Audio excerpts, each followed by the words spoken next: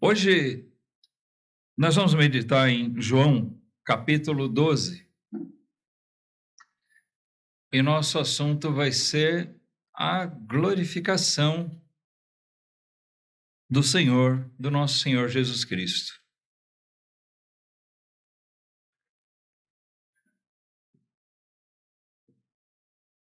Esse grande momento, nós sabemos que Jesus, o Filho de Deus, o Verbo eterno, não nascido, não criado, mas eterno, deixou sua glória celestial e veio, num dado momento, cumprir o propósito grandioso de Deus, de efetuar Ele mesmo a redenção do seu povo. Ele mesmo efetuar a nossa salvação, a salvação de pecadores. E esse momento glorioso, ele se estende ao longo daqueles 30 e poucos anos, segundo se entende, uma vez que a Bíblia mesmo não oferece datas, mas se estende durante aqueles 30 e poucos anos em que Jesus esteve aqui.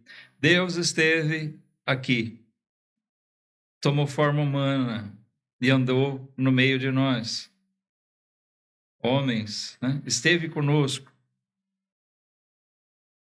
Viveu como homem, mas como as Escrituras dizem, sem pecado, e aguardando Ele mesmo aquele momento onde seria o ponto mais alto da sua presença aqui.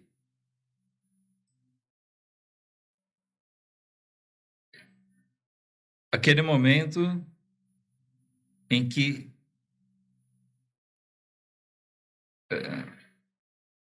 na prática, ele iria cumprir eficazmente aquilo que era necessário para a nossa salvação. O Evangelho de João, aqui no capítulo 12, começa a descrever esse episódio. Nós vemos no versículo 12, nós vamos fazer uma leitura inicial aqui, nesse primeiro trecho, que é um prenúncio desse grande momento da glorificação de Cristo, que é o momento da crucificação. Mas nós lemos aqui, olha, vamos lá, João 12, 12. Diz assim: no dia seguinte, ouvindo uma grande multidão que viera à festa, que Jesus vinha a Jerusalém, tomaram ramos de palmeiras e saíram-lhe ao encontro e clamavam: Hosana, bendito o Rei de Israel, que vem em nome do Senhor. E achou Jesus um jumentinho e assentou-se sobre ele, como está escrito: Não temas, ó filha de Sião, eis que o teu rei vem assentado sobre o filho de uma jumenta. Os seus discípulos, porém, não entenderam isso no princípio, mas quando Jesus foi glorificado, então se lembraram de que isto estava escrito dele e que isto lhe fizeram. A multidão, pois, que estava com ele, quando Lázaro foi chamado da sepultura, testificava que ele o ressuscitara dentre os mortos. Por isso também a multidão lhe saiu ao encontro, porque tinha ouvido que ele fizera esse sinal. Disseram, pois, os fariseus entre si: Vedes que nada aproveitais, eis que toda a gente vai após ele. Então, aqui nós começamos a observar esse momento de glória, de glorificação de Jesus. Porque o que João, o apóstolo, o evangelista, descreve aqui para nós é que Jesus estava para ir para Jerusalém, era por ocasião da festa dos pães asmos, da Páscoa, e ali se criou um ambiente de euforia entre as pessoas. Jesus havia acabado de ressuscitar Lázaro, e muita gente testemunhou isso, os amigos dele. E aqueles que testemunharam isso, que viram, eles também compartilharam. E agora se dizia, esse Jesus vem, ele vai entrar, ele vem para Jerusalém, ele vem para a festa. E aquele povo ficou ansioso por isso. Os fariseus, que faziam de tudo para caluniar Jesus, para perseguir ele, já planejavam mesmo a prisão, a morte dele. Os fariseus, a seita mais forte do judaísmo daquele tempo, e eles mesmos observavam, olha, não há o que fazer. Quando diz aqui, vedes que nada aproveitais, nós não temos o que fazer. A multidão está seguindo ele, toda a gente vai após ele. Nós não temos como evitar isso. Eles já estavam verificando que era impossível impedir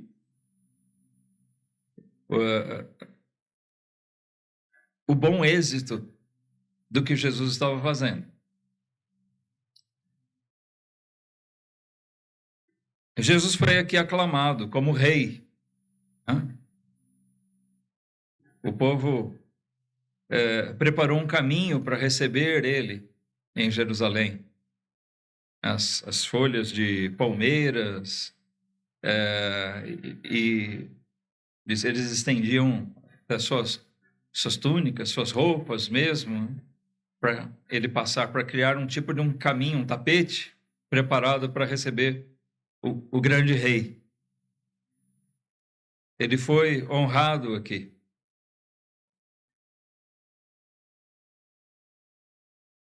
Ainda não era essa a verdadeira glorificação de Jesus. Mas aqui ele foi aclamado como aquilo que ele é e que deveria ser visto por todos os homens. Não só como rei de Israel, mas como o nosso rei. Como aquele enviado pelo Senhor. Jesus entrou na cidade montado em um jumentinho. Hoje a gente pode achar isso muito pouca coisa.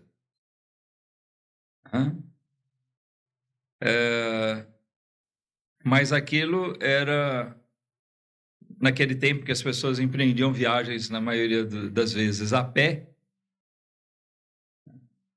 era alguma coisa já de destaque. Não um luxo, não era nenhuma carruagem. Jesus nunca foi dado a isso. Era uma forma humilde, mas honrosa. E nós lemos no versículo 16 aqui, seus discípulos não entenderam no princípio isto. Que, na verdade, estava se cumprindo aquilo que havia sido profetizado. Havia uma profecia lá no Antigo Testamento, em Zacarias, falando isso, que o Messias viria montado em um jumentinho. É a passagem citada aqui. O teu rei vem assentado sobre o filho de uma jumenta. Então, naquele momento, os discípulos nem se deram conta de que estava se cumprindo mais um sinal, mais uma profecia que estava se cumprindo. Jesus, ao longo do seu ministério terreno, ele foi várias vezes a Jerusalém. Mas dessa vez foi diferente. Porque dessa vez ele veio mesmo para cumprir. Era nessa ocasião. Nos próximos dias se cumpriria, ao modo de Deus, aquilo que ele mesmo propôs fazer por meio de Cristo. Nós vamos ver aqui que o mundo não conseguia entender. Muita gente ainda não consegue entender. Se Jesus morreu, muitos veem isso como uma derrota. Mas a morte dele na cruz não foi derrota, a morte dele foi vitória. E essa é a glória. E mais do que isso, por que foi vitória? Porque ele também não ficou retido pela morte. Mas ele entregou a sua vida, ele deu a sua vida e ele mesmo voltou à vida, né? Restituiu a sua própria vida.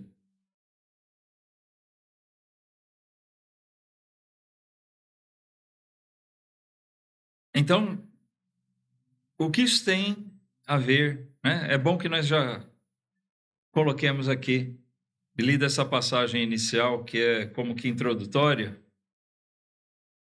que nós já pensemos o que isso pode significar para nós. A glorificação de Cristo.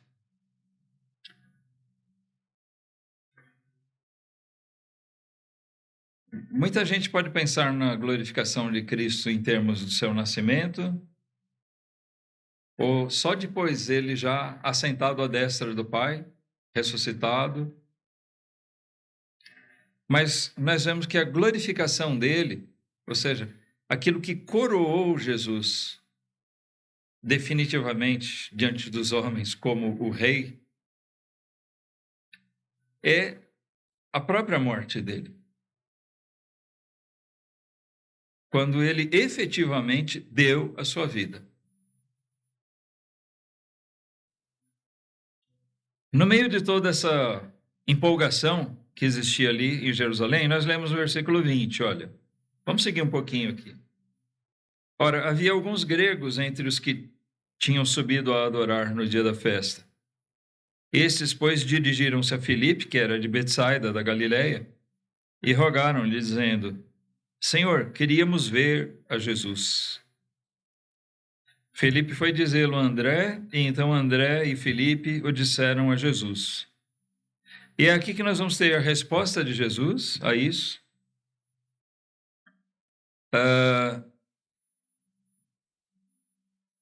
E é o texto que realmente mais nos interessa para essa noite.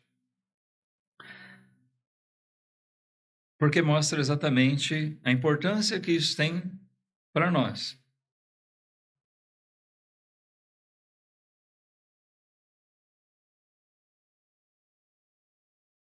Que importância tem, de fato,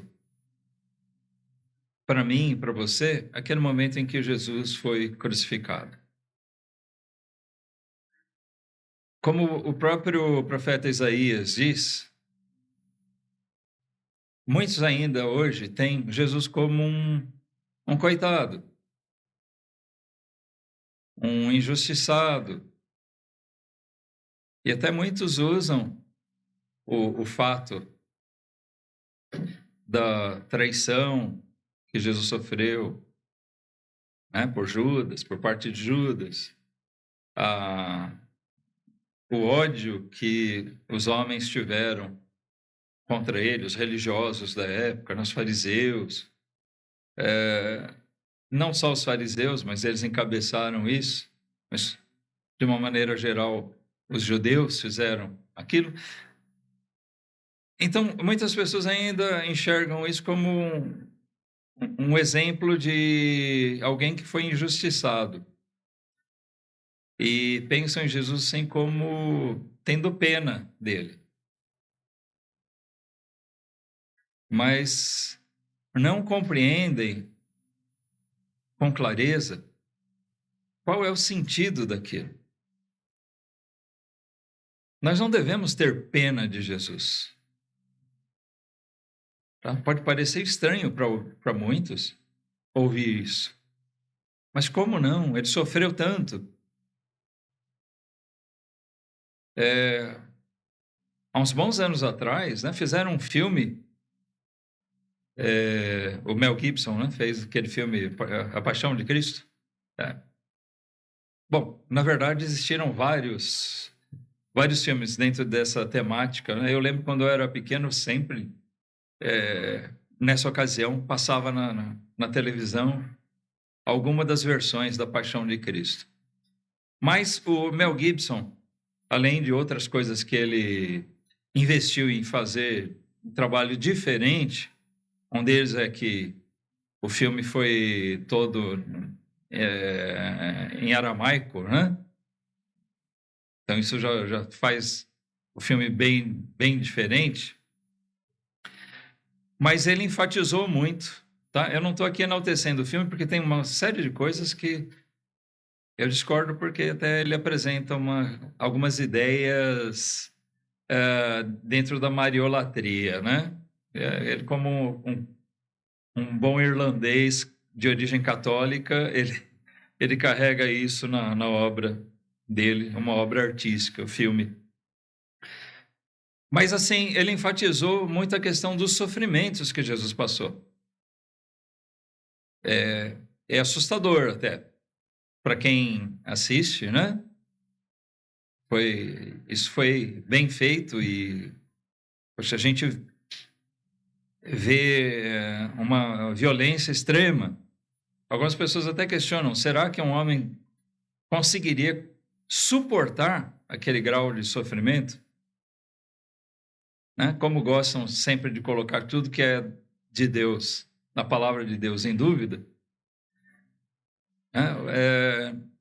Nós não sabemos se foi exatamente daquela forma que o Mel Gibson colocou no filme, mas sim, ele colocou castigos que Jesus suportou que são descritos na Bíblia, nas Escrituras. Ele quis enfatizar, talvez ele tenha exagerado, não sei. Mas o fato é que ele quis dar ênfase nisso. E isso deveria servir para as pessoas questionarem e talvez enxergarem, pararem para pensar, né? No tamanho sofrimento que o Filho de Deus, que deixou sua glória, que se despojou da sua glória divina, tomando forma de homem, como Paulo descreve lá em Filipenses 2, como é que ele suportou tudo aquilo por amor a nós? Então, isso deveria levar as pessoas a refletirem um pouco mais sobre, mais profundamente, né, a respeito do que Jesus fez. E pensar na importância. Ele só fez isso porque realmente era extremamente necessário. Não existia outro caminho. Não existiria outra forma. Deus mesmo estabeleceu que o justo sofreria pelo injusto. Uma vez que, com a queda do homem, ninguém poderia reverter essa queda, sendo ele mesmo um pecador. Ninguém poderia morrer pelos pecados de outros.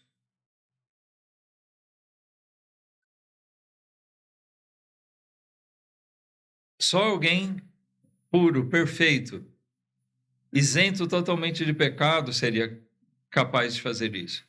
E esse alguém só poderia ser aquele que Deus preparou para isso. Aquele que veio como homem, mas ao mesmo tempo era o próprio Deus.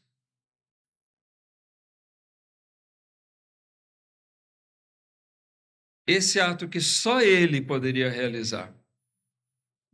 Então, esse lado deveria ser visto, não olhar para aquelas cenas daquele filme e ficarmos com pena de Jesus. A situação é o contrário. Ele aqui teve pena de nós e nós éramos dignos, né, de pena, no sentido do que está reservado para o homem pecador. Não éramos dignos de pena no sentido de que nós estávamos sendo punidos injustamente. Não, nós éramos dignos dessa pena, da punição. Mas, quando nós falamos, quem precisava da compaixão, éramos nós. Nós não precisamos nos compadecer de Jesus, né? Para ser mais claro. Nós não precisamos nos compadecer de Jesus. Mas ele fez aquilo porque ele se compadeceu de nós.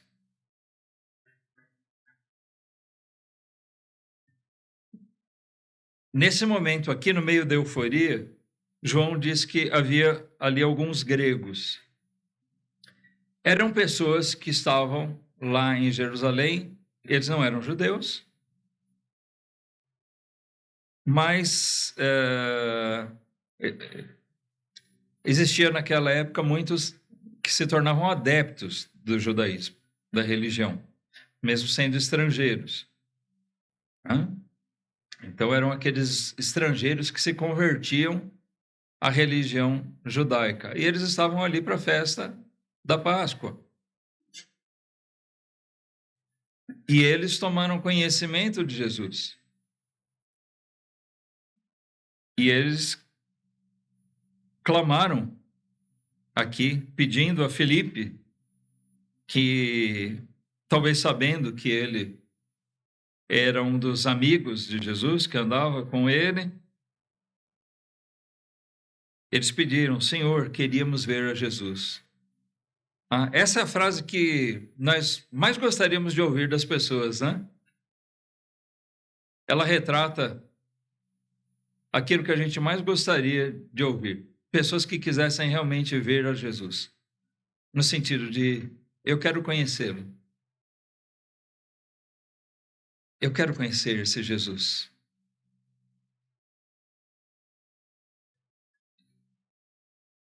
Esse homem que é o enviado de Deus, esse homem que se proclama sem nenhuma preocupação, nenhuma falsa modéstia, se proclama como filho de Deus e que se mostra como filho de Deus porque os sinais eram contundentes. Inclusive aquilo que tinha acabado de acontecer, né? De ele ressuscitar Lázaro. Na verdade, ele clamou ao Pai e Deus concedeu a ele. E isso, Jesus mesmo disse, aquilo era necessário para a glória de Deus e para que aquelas pessoas vissem. Então, aquilo já era um preparativo de Deus para esse grande momento.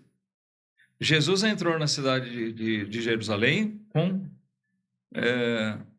um grande alarido. Não foi, dessa vez, discretamente, como em outras vezes, onde ele entrou desapercebido. E, às vezes, ele teve que fugir, porque já se voltavam contra ele. Mas, dessa vez, ele entrou sendo aclamado como rei, ao ponto que os próprios homens gentios, né, esses gregos, o termo grego nas escrituras do Novo Testamento, ele se refere a isso, né? Não são propriamente gregos, aqueles nascidos na Grécia, mas era um termo para se aplicar a todos os outros povos. Tá? Ou você era judeu, ou você era grego. Brasileiro é grego, dentro desse princípio, né? Mas todos os outros povos eram gregos ou gentios, outras gentes. Então, esses homens estrangeiros que estavam ali, eles mesmos queriam ver Jesus. E quando disseram isso para ele, olha, tem alguns homens estrangeiros querendo te ver, a resposta imediata de Jesus é: no versículo 23, é chegada a hora em que o Filho do Homem há de ser glorificado. Por que será que Jesus disse isso? Olha, a partir da crucificação de Jesus, nós vamos ver o plano de Deus sendo colocado numa segunda etapa. Jesus, uma vez glorificado, cumprido aquilo entre os judeus, agora a mensagem do Evangelho seria espalhada por todos os gentios, por todos os povos. É significativo isso, e a gente lembrar que Deus já havia feito a promessa para Abraão: em ti serão benditas todas as nações. Por que Deus disse isso para Abraão? Abraão, ou mais tarde chamado Abraão, ele foi o pai, o patriarca principal de onde saiu Israel. Os próprios judeus. Os judeus que, na verdade, eram uma tribo dentro de Israel. Israel, que era o Jacó, que era o quê de Abraão mesmo? Neto, né? Fazer umas perguntas de vez em quando, assim, para... Então, mas Deus já disse para Abraão: não, eu vou fazer de ti uma nação abençoada. Mas ele diz: em ti serão benditas todas as nações. E aqui isso começa a se cumprir. Na verdade, desde o princípio, Deus tinha um plano a partir de Abraão e de estabelecer sua palavra entre a descendência dele, mas de proclamar o evangelho da salvação ao mundo. Todas as nações seriam abençoadas através da descendência de Abraão. E Jesus vem da linhagem de Abraão. Então, essa já era uma profecia, e essa é a resposta. E aqui, Jesus sabia que a partir desse momento, então, que esse processo iria se acelerar para a propagação do evangelho às outras nações. Então, quando aqueles gregos, aqueles gentios, manifestam o seu desejo de ver a ele, de ver Jesus, ele diz: chegou o momento em que eu vou ser glorificado. Ele se chama aqui de o Filho do Homem.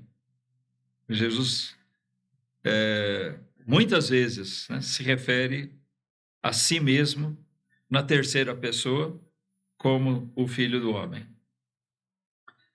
Vamos seguir aqui, irmãos, porque agora aqui nós temos uma parte importante. O que Jesus disse? Olha, vamos retomar desde o versículo 23. E Jesus lhes respondeu dizendo: é chegada a hora em que o Filho do Homem há de ser glorificado. Na verdade, vos digo que se o grão de trigo caindo na terra não morrer, fica ele só, mas se morrer, dá muito fruto. Então,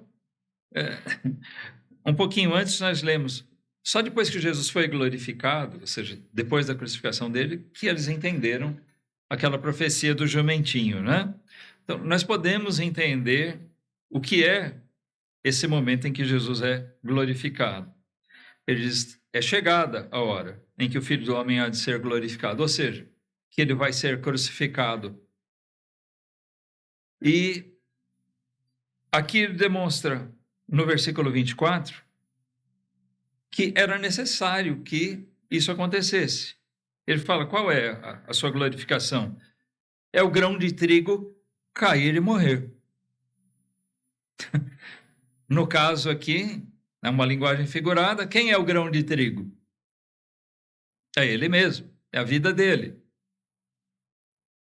Ele, sempre usando de parábolas, de uma linguagem que eles entendiam bem, né? Ele fala aqui da semeadura. Olha, não vai nascer mais trigo se uma semente de trigo não for lançada na terra. Se você pegar todas as sementes, moer e comer, né? Vamos dizer que nós pegássemos assim o último cesto de trigo do planeta. Se nós fizéssemos uma boa farinha e fizéssemos pães, bolos, né? Comemos tudo, não deixamos nenhum grão de trigo. O que acontece? Acabou, nunca mais vai ter trigo. Quando se faz a colheita, se reserva um tanto para semeadura. Hoje se compra semente pronta, né? Mas naquele tempo o que eles faziam? Eles faziam a colheita, separavam um tanto para semeadura, para o próximo plantio, e o outro tanto para comer e para vender, para negociar. Então Jesus diz, é necessário que o grão de trigo caia e morra para que ele não fique só, mas que ele dê muito fruto. Daquele grão de trigo vai nascer outro, né, com espigas, com várias sementes, e daquelas sementes, quantas mais vão ser lançadas? O que ele está dizendo era necessário que ele morresse para que muitos tivessem vida. O que ele diz explicitamente em outra passagem. Então, a glorificação de Jesus, e é por isso que esse é o momento, o grande momento, o mais importante, é aquele momento em que ele morreu para que outros tivessem vida. Aí a questão, nós temos vida?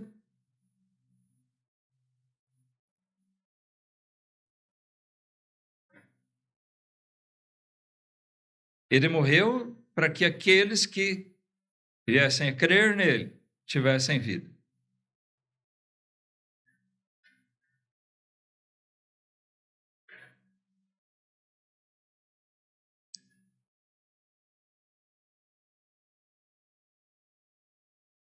O fato de nós estarmos aqui, nós presumimos, o fato de nós estarmos aqui num salãozinho quente, em lugar de estarmos no conforto da nossa casa, talvez, não vou querer provocar vocês a tentação, né? Mas talvez sentados à beira de uma piscina, se refrescando, nós estamos sentados aqui, ouvindo alguma explanação sobre a palavra de Deus, cantando hinos, o que faz com que a gente esteja aqui, presume-se que seja justamente o fato de nós valorizarmos tanto aquilo que Jesus fez. Ele morreu para nos dar vida, vida eterna, vida em abundância.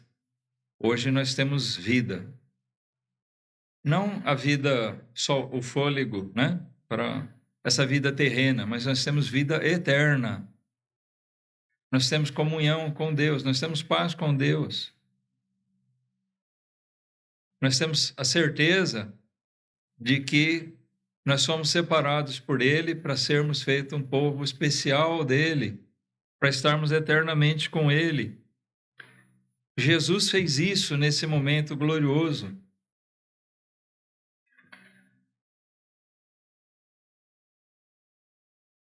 Ele diz aqui no versículo 25, quem ama a sua vida, perdê-la-á, e quem neste mundo odeia a sua vida, guardá-la-á para a vida eterna. É interessante que Jesus, em vários momentos, nos evangelhos, algumas frases dele são colocadas em momentos diferentes. E essas frases podem dar um sentido diferente. Essa mesma frase aqui, quando nós lemos nos outros evangelhos, Mateus, Lucas, nós vemos que Jesus usou para falar a respeito de nós. Nós não podemos nos apegar à nossa vida, nós temos que desprezá-la no sentido de entregar a nossa vida, não importa o que eu quero, mas é Deus. É nesse sentido. E aqui Jesus, na verdade, fala a respeito dele mesmo. Ele próprio tinha que ser exemplo nesse aspecto. Ele não poderia amar mais a sua vida do que a nós. Por quê? Se Jesus amasse tanto a sua vida a ponto de dizer, não, eu não vou me sujeitar a isso. Eu não vou me despir da minha glória divina, celestial, tomar forma de criatura, de homem, e ainda ser humilhado por eles. Não. Se Jesus tivesse tomado essa postura orgulhosa, nós não teríamos a menor esperança. Mas ele diz que ele não se apegou à sua própria vida. Para Jesus, a nossa vida se tornou algo mais importante do que a própria vida dele. E ele quer que a gente aprenda alguma coisa com isso. Amém? Nós precisamos aprender com ele.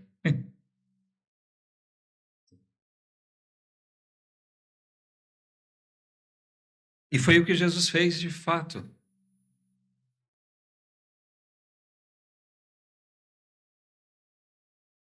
Seguindo para o versículo 26,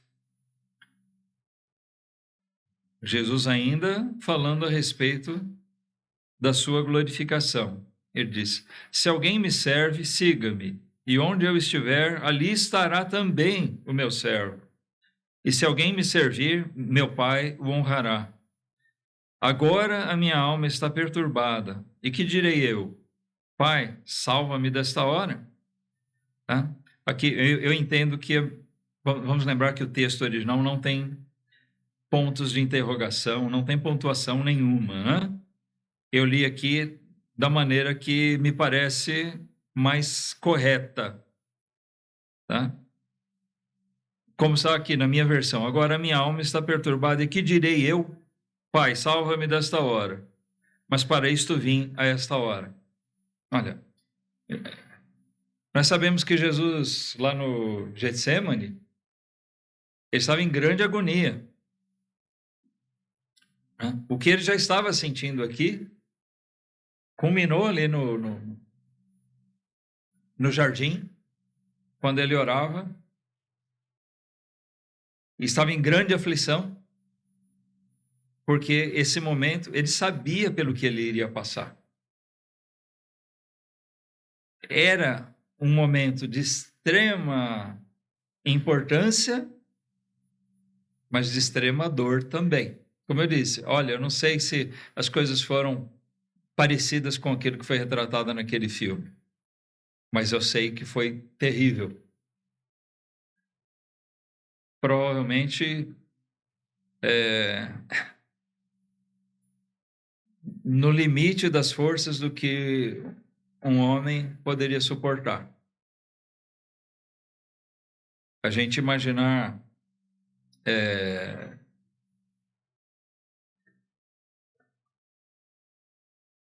ser agredido,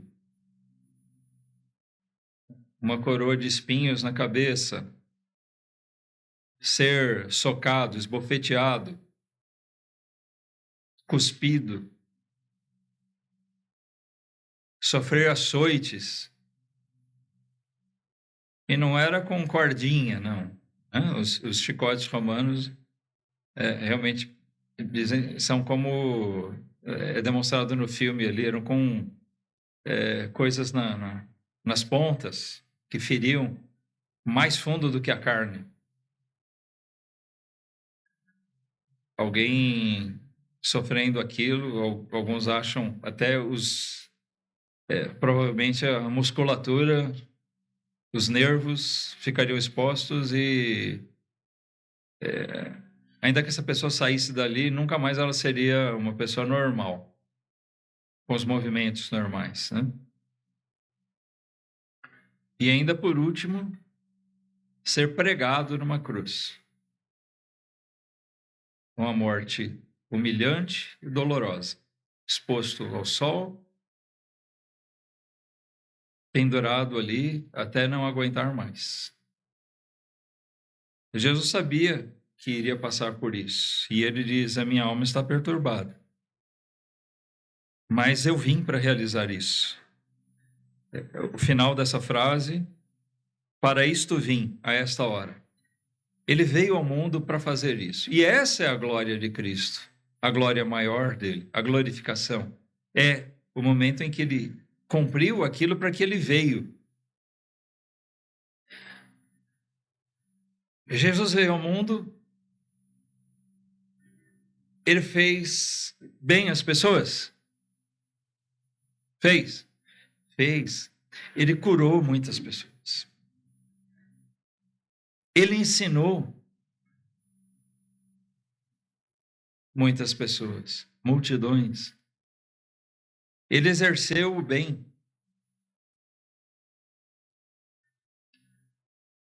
Jesus foi fiel a Deus, ao Pai.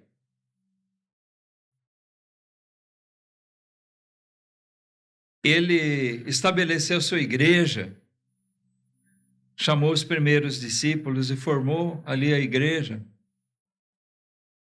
Mas a grande obra de Jesus é a obra que ele cumpriu na sua morte.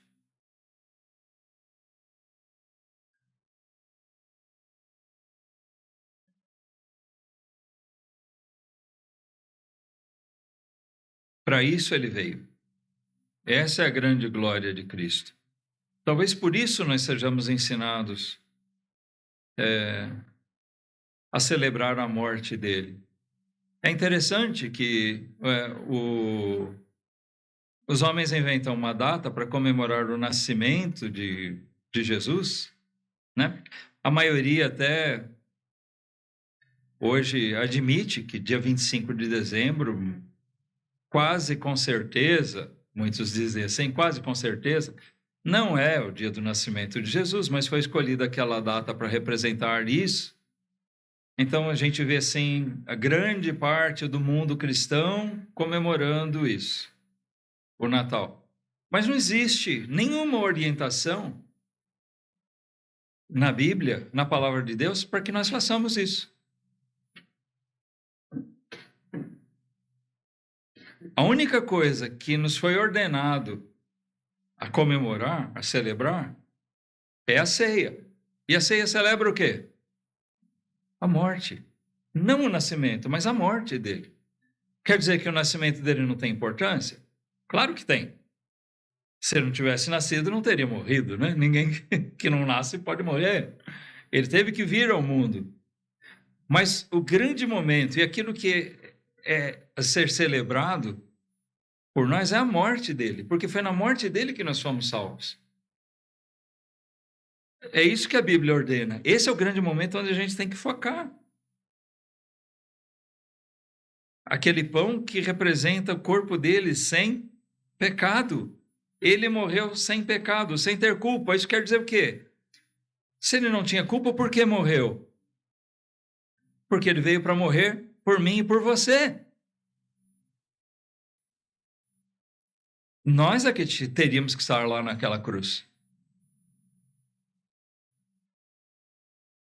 O sangue, né, representado no fruto da vide, aquilo ali nos faz lembrar do sangue que ele derramou. O sangue derramado é símbolo, né, da morte de uma pessoa. Quando o sangue se esvai, a vida vai embora.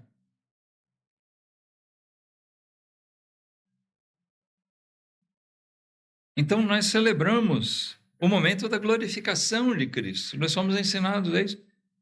E a ceia não é para ser celebrada pela igreja debaixo de lágrimas, com tristeza. beber o cálice, tadinho de Jesus. Hã? Não. A igreja, quando celebra a ceia, ela deve se regozijar naquilo que Jesus fez por cada um daqueles que estão ali. Amém?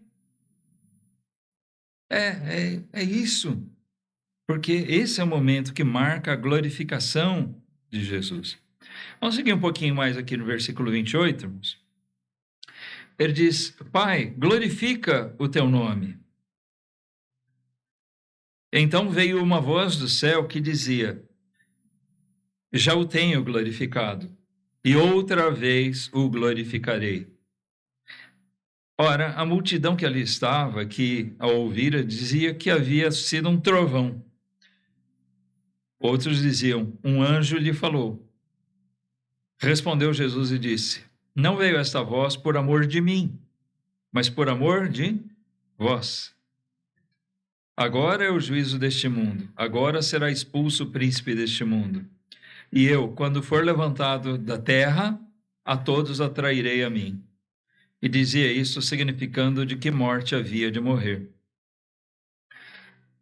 Então, aqui nós vemos, Jesus se dirigiu ali na presença de todos, ele se dirigiu ao Pai, tipo de oração pública. Pai, glorifica o teu nome. E ele ouviu uma resposta. Não só ele. O Pai respondeu lá dos altos céus, para que as pessoas ouvissem. Alguns quiseram crer que fosse um tipo de um trovão. Deve ser um vozeirão, né? Mas alguns diziam, um anjo respondeu. Não era um anjo, era o próprio Pai. E Jesus, então, não entrou nessa discussão. O que ele disse? Isso, a resposta que foi dada, não foi por mim. Eu já sei muito bem disso, mas é para vocês. Essa voz não veio por amor de mim, mas por amor de vós, diz o versículo 30.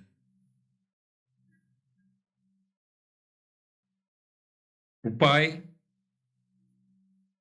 a partir da sua glória celestial, disse: Sim, o meu nome já tem sido glorificado, e outra vez o glorificarei.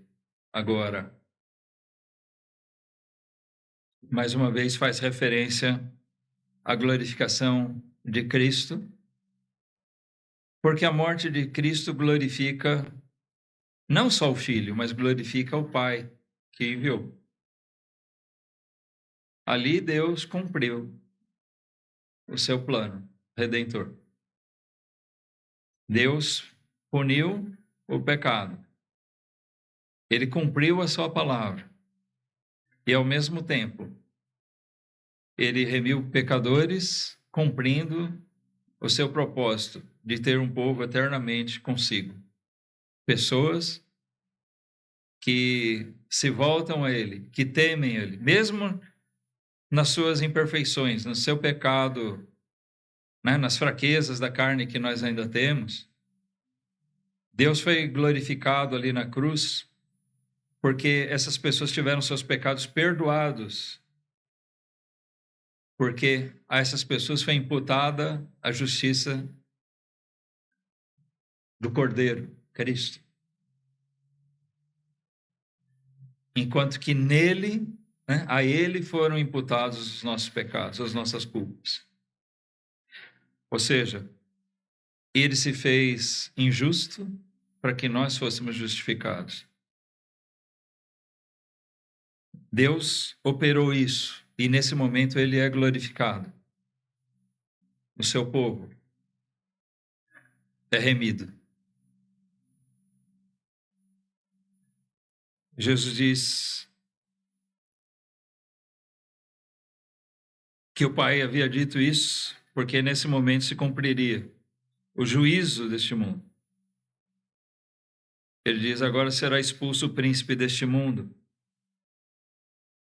Bom, quer dizer que Satanás não está mais operando no mundo? Alguns têm essa interpretação literal. Bom, se Satanás não está operando mais no mundo, então nós somos piores do que se possa imaginar, né? Mas não, isso é um entendimento equivocado, porque o próprio Novo Testamento segue falando sobre as astutas ciladas do diabo. Ele continua agindo. Mas em que sentido Jesus disse que ele seria expulso? Porque seria cumprido aquilo que foi profetizado lá no Éden. O trabalho dele foi aniquilado.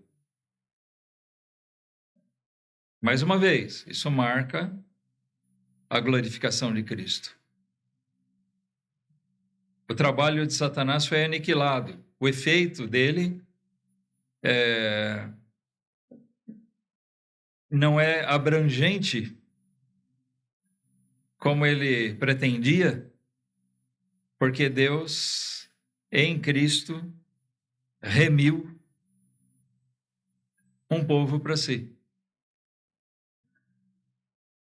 Isso se deu na crucificação de Jesus. Por isso ele diz no versículo 32, eu, quando for levantado da terra, todos atrairei a mim. Quando é que ele foi levantado da terra? Ele não está falando aqui da ressurreição dele, que ele subiu nas nuvens, né? Ele está falando aqui mesmo do tipo de morte, como explica o versículo seguinte. João entendeu isso. Ele estava falando que tipo de morte ele havia de ter. Ele foi levantado da terra no sentido em que ele foi pendurado na cruz, no madeiro.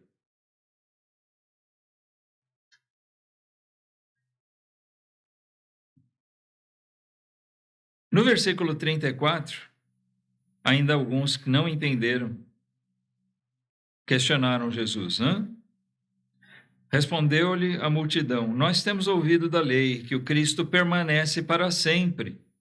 E como dizes tu que convém que o Filho do Homem seja levantado? Quem é esse Filho do Homem?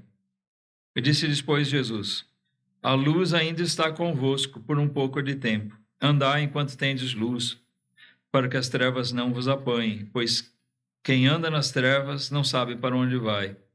Enquanto tendes luz, crede na luz, para que sejais filhos da luz. Essas coisas disse Jesus, e retirando-se, ocultou-se deles. Então, aqui foi aquele último contato de Jesus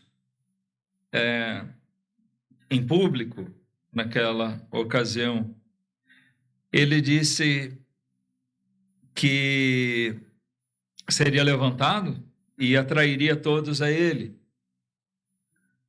É interessante nós vermos que a mensagem do Evangelho, a Bíblia, ao longo dos tempos, tem sido colocada como um livro mentiroso, falacioso, inventado por homens, escrito por homens. Jesus não existiu. Até religiosos, né? Pessoas, estudiosos, teólogos que fazem parte de grandes centros de estudo ficam semeando dúvidas, questionando a Bíblia. Mas o nome de Jesus foi plantado no mundo de uma maneira irrevogável.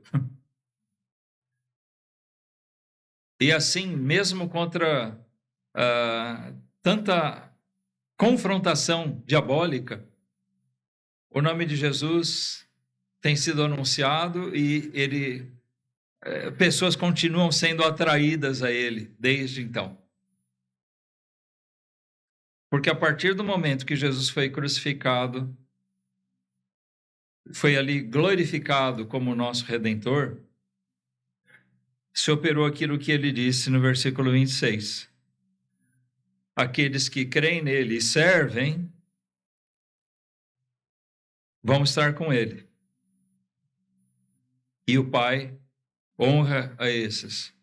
E nós temos experimentado os efeitos da fé em Jesus, da fé no Filho de Deus.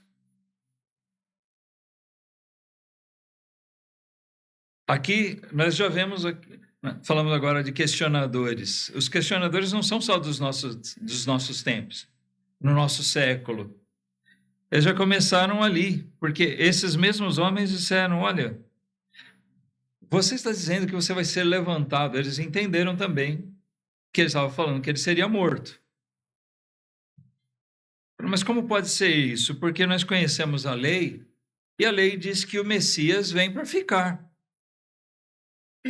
É assim que os judeus creem, né? Ainda. O Messias vem para ficar. Eles não entenderam que o Messias viria em 2 etapas, né? Ou viria 2 vezes. E que ele viria, primeiramente, para operar a redenção, para que depois ele volte para estabelecer definitivamente aqui o seu reino. Eles não souberam ler isso, talvez nas entrelinhas do Antigo Testamento, da lei. Jesus diz: a luz ainda está com vocês por um pouco de tempo. Procurem entender. Andem enquanto vocês têm luz. Jesus estava chamando aqui as pessoas para atentar para ele, entender a Bíblia, verificando que Jesus estava cumprindo tudo aquilo que estava na lei. No Sermão do Monte, Jesus disse: eu não vim aqui abrogar ou abrogar a lei, cancelar ela. Não, eu vim cumprir. E Jesus cumpriu toda a lei. De todas as maneiras.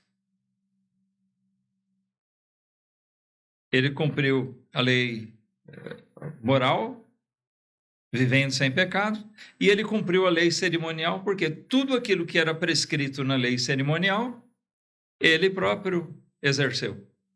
A lei cerimonial envolvia os sacrifícios, os holocaustos, e ele praticou isso. Não como eles praticavam, simbolicamente, onde o sacerdote vinha, sacrificava um novilho, ou um cordeiro, ou um pombinho. Porque Jesus, ele era ele mesmo, o sacerdote, e ele era o cordeiro.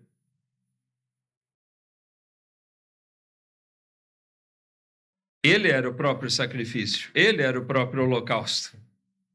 E ele veio e cumpriu.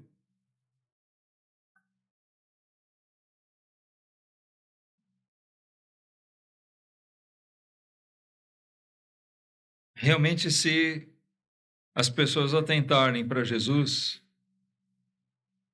para o que ele fez, vão poder observar que ele cumpriu todo o plano de Deus. E isso o glorificou. E a glorificação dele é sumamente importante para nós. Porque é ali que ocorre tudo aquilo que a gente precisa. Jesus se despediu da multidão com essas palavras, dizendo: a luz ainda está com vocês por um pouco de tempo. Aproveitem enquanto está. E ele se retirou.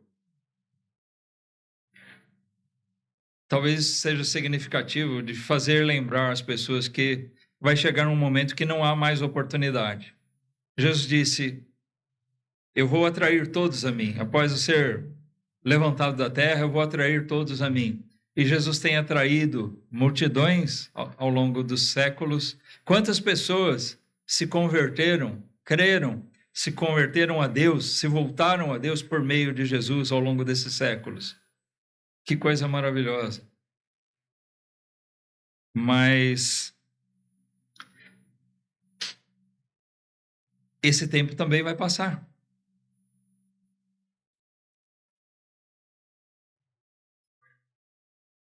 Hoje, ainda à luz do Evangelho, Jesus está presente, sendo anunciado, chamando a si pecadores. Arrependei-vos e crede no Evangelho. venham a Cristo, venham a Deus. Na verdade, Jesus chama para nós irmos a Deus. E ele diz, ninguém vai ao Pai a não ser por mim. Essa é a grande verdade.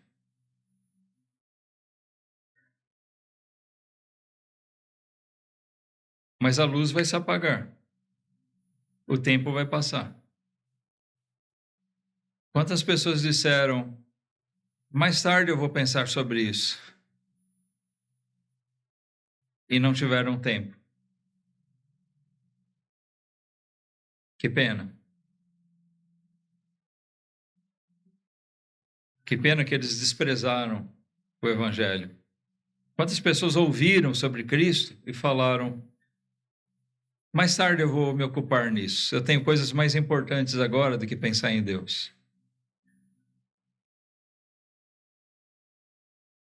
E nunca pararam para fazer isso.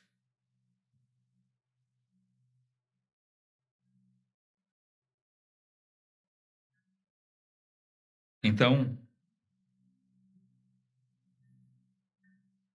isso faz com que esse grande momento aqui da história da humanidade, do mundo, do universo, criado por Deus, que é a morte de Cristo, a glorificação dele, para esses não tem nenhum efeito prático.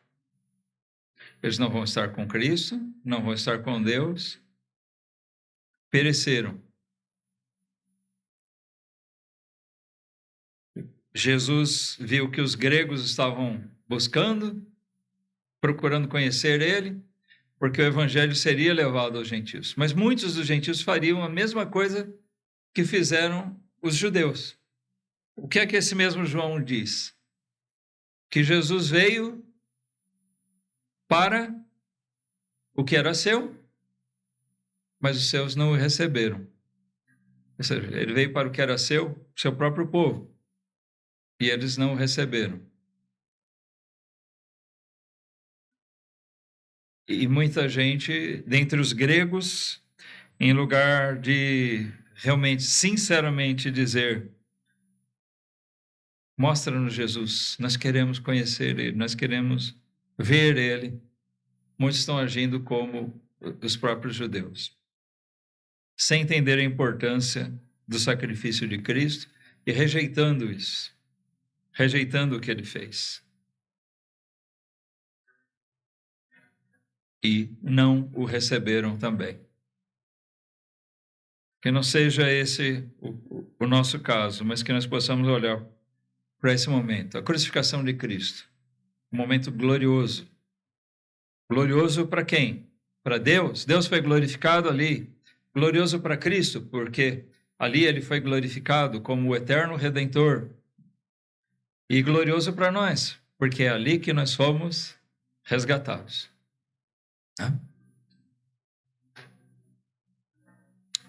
Se você crê em Jesus como seu Senhor, como seu Salvador, arrependido dos seus pecados, sim, você pode se gloriar nisso também. Que Deus abençoe a sua palavra.